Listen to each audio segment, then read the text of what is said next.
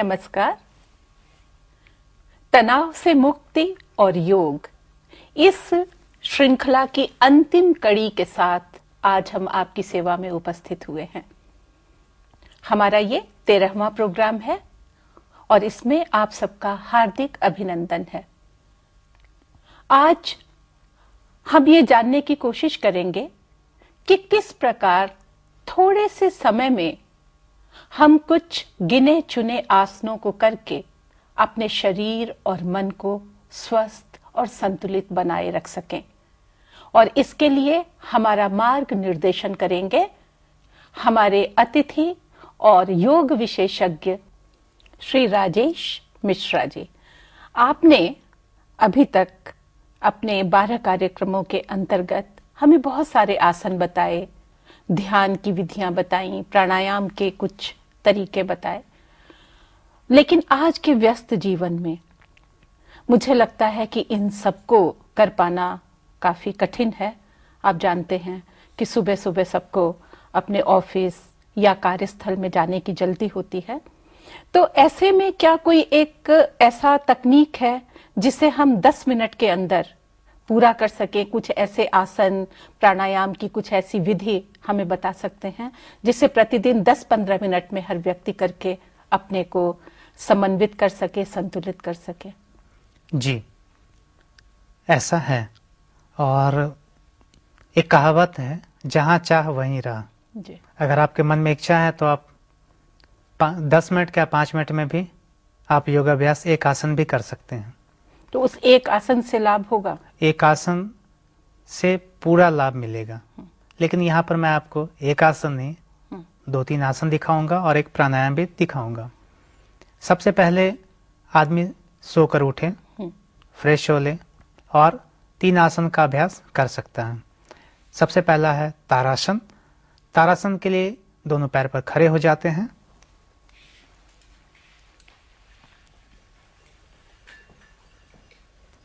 दोनों पैर के एड़ी और अंगूठा को सटाते हैं, सर सीधा। फिर हाथ की उंगली को फंसाकर सीधा, हाथ की उंगली को फंसाकर सीधा सर के ऊपर रखिए। हथेली ऊपर की ओर, हाथ सर के ऊपर, हाथ सर के ऊपर, हथेली ऊपर की ओर। फिर श्वास लेते हुए पंजा पर खड़ा होंगे और शरीर को पूरा ऊपर खींचेंगे। श्वास लेते हुए पूरा पंजा पर खड़ा होइए और हाथ को सीधा करते जाइए। पूरा पंजा पर खड़ा होंगे, पैर की एड़ी जमीन से ऊपर, और फिर छोड़ते हुए एड़ी जमीन पर, हाथ सर के ऊपर।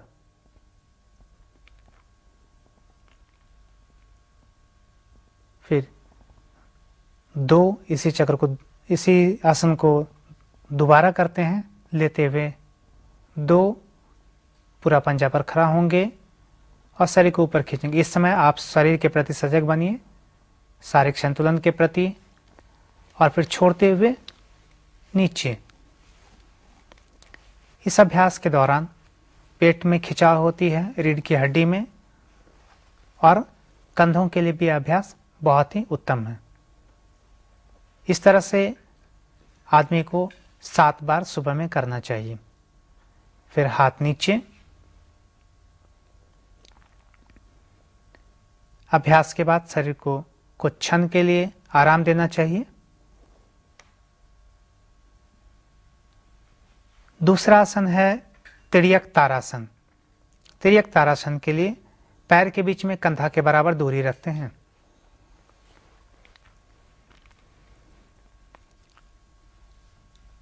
हाथ की उंगली को फंसाते हैं और हथेली ऊपर की ओर, हाथ बिल्कुल सीधा खड़ा करते हैं। हाथ कान में सटा हुआ। ये प्रारंभिक स्थिति। इसमें ध्यान रहे कि ठीक दाहिनी ओर या बाईं ओर कमर से झुकाएंगे, आगे पीछे नहीं झुकाएंगे। तो इस स्थिति में श्वास लेते हैं, छोड़ते हुए कमर से दाहिनी ओर झुकाते हैं। हाथ हमेशा कान में सटा हुआ रहेगा। फिर लेते हुए बीच में एड़ी जमीन पर, छोड़ते हुए दूसरी तरफ अर्थात बाईं तरफ, फिर लेते हुए बीच में आएंगे। ये एक चक्र हुआ। जब दूसरा चक्र करेंगे तब अपनी चेतना को शारीरिक गति के प्रति केंद्रित करेंगे, कहीं खिंचाव होगी उसके प्रति भी सजग बनेंगे। तो एक बार फिर देखिए, श्वास छोड़ते हुए दाहिनी तरफ,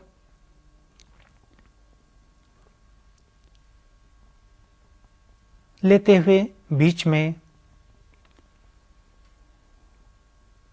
छोड़ते हुए बाईं तरफ, कान हमेशा कान में सटा हुआ, हाथ में सटा हुआ, फिर लेते हुए बीच में, फिर हाथ नीचे कर लेते हैं, हाथ शरीर के बगल में, आंख बंद करके शरीर को पूरा आराम देते हैं।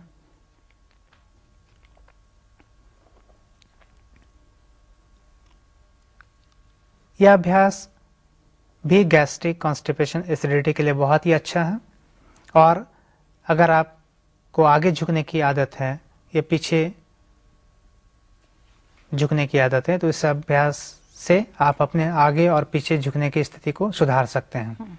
और यह दोनों रिब की मालिश भी करता है और इसलिए यह श्वसन प्रक्रिया को ठीक करता है और साइड के फैट को भी कम करेगा। तीसरा आसन कटी चक्रासन। कटी चक्रासन के लिए पैर के बीच में थोड़ा और दूरी रखेंगे, अर्थात 1.5 से 2 फीट की दूरी रखेंगे। हाथ सीधा फैलाएंगे कंधा के बराबर। इसमें ध्यान रखना चाहिए कि कमर से आप मोड़ रहे हैं, रीढ़ की हड्डी में एक मोड़ पैदा करते हैं। श्वास लिए, छोड़ते हुए दाहिनी तरफ मोड़ते हैं कमर से ऊपर के भाग को और बाएं हाथ को दाहिने कंधा के ऊपर रखेंगे और दाहिने हाथ को कमर के ऊपर और कंधे के ऊपर से दूसरे पैर की एड़ी को देखेंगे। फिर लेते हुए हाथ को पूरा फैलाएंगे, अर्थात बीच में आएंगे। हाथ पूरा फैलाइए और फिर श्वास छोड़ते हुए दूसरी तरफ अर्थात बाईं तरफ कमर से बाईं ओर मोड़िए। बाएं हाथ को कमर के ऊपर और दाहिना हाथ बाएं कंधे के ऊपर। कंधे के ऊपर से दूसरे पैर की एड़ी को देखेंगे। फिर श्वास लेते हुए हाथ पूरा फैलाएंगे और फिर हाथ नीचे। ये एक चक्र हुआ। आप 7 चक्र सुबह में कर सकते हैं। यह तीनों अभ्यास आपके सुस्ती को दूर करेगा, आपके शरीर मन दोनों के लिए है। इस अभ्यास से संतुलन आती है, आप मानसिक रूप से संतुलित रह सकते हैं, भावनात्मक रूप से संतुलित रह सकते हैं। आप अपने पोस्चर को भी ठीक कर सकते हैं। अगर आपको बहुत ज़्यादा गुस्सा आती है तो भी आप इस अभ्यास को कर सकते हैं। एक बात आपसे ये जानना चाहूंगी कि प्रायः मैंने ये सुना है कि शवासन अवश्य करना चाहिए, कोई भी आसन करने के बाद शवासन करना चाहिए जी। तो इसका क्या महत्व है? शवासन शरीर को पूरा आराम देता है। सब मतलब एक मुर्दे की तरह अपने शरीर को बिल्कुल ढीला छोड़ देते हैं। जिस तरह से मुर्दा में कोई गति नहीं होती है उसी तरह से शवासन के समय कोई गति नहीं होती है। तो एक बार चाहे तो आप देख सकते हैं। शवासन के लिए सबसे पहले पीठ के बल लेट जाते हैं। हाथ शरीर के बगल में, पैर के बीच में 1.5 से 2 फीट की दूरी, सर सीधा, आंख होठ बंद और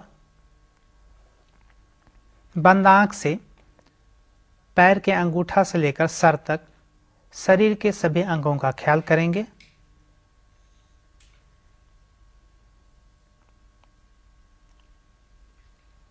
शरीर के सभी अंगों का ख्याल करते हुए शरीर को बिल्कुल ढीला छोड़ देंगे। इसके बाद अपनी चेतना को धीरे से नाक पर केंद्रित करेंगे। नाक में श्वास का ख्याल करेंगे। सामान्य श्वास का ख्याल, किसी प्रकार का तनाव नहीं।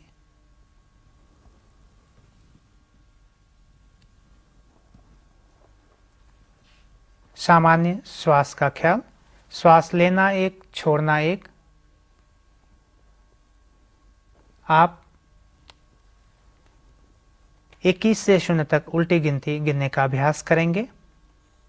श्वास लेना एक, छोड़ना एक, अर्थात लेना 21, छोड़ना 21, लेना 20, छोड़ना 20, लेना 19, छोड़ना 19।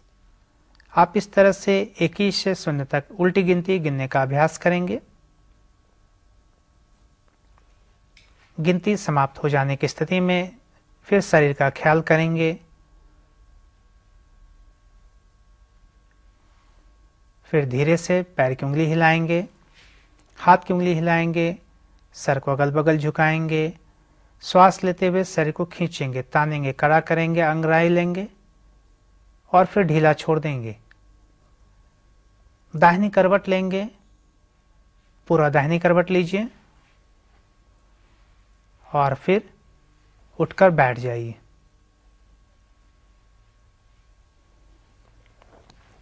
तो इस तरह से कोई भी व्यक्ति खुद शवासन कर सकता है।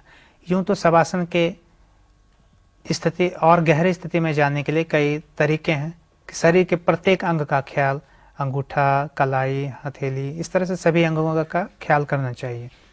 लेकिन अगर आप खुद कर रहे हैं तो आप मुख्य मुख्य अंगों का नाम मानसिक रूप से दोहरा लीजिए और फिर उल्टी गिनती गिनना शुरू कीजिए, तो तब तक आपके शरीर को आराम मिल जाएगा। ये बताइए कि क्या 2 आसनों के बीच में शवासन करना चाहिए या जितने भी आसन करने हैं उन सबको करने के बाद शवासन करना चाहिए?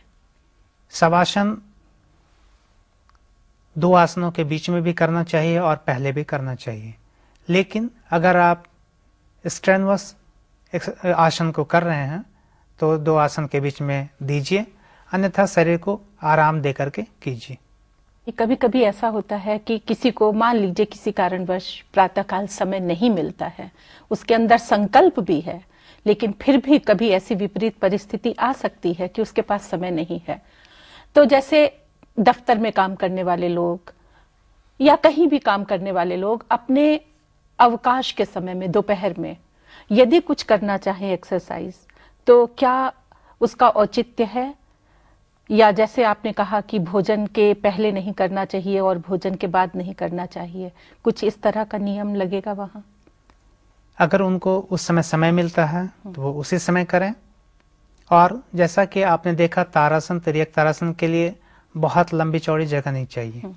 आप अगर ऑफिस में काम करते हैं तो चेयर को थोड़ा सा पीछे करके अपनी जगह पे खड़ा होकर के इसको कर सकते हैं। और लेकिन कोशिश करनी चाहिए खाना खाने के पहले और खाना खाने के 2.5 से 3 घंटे बाद।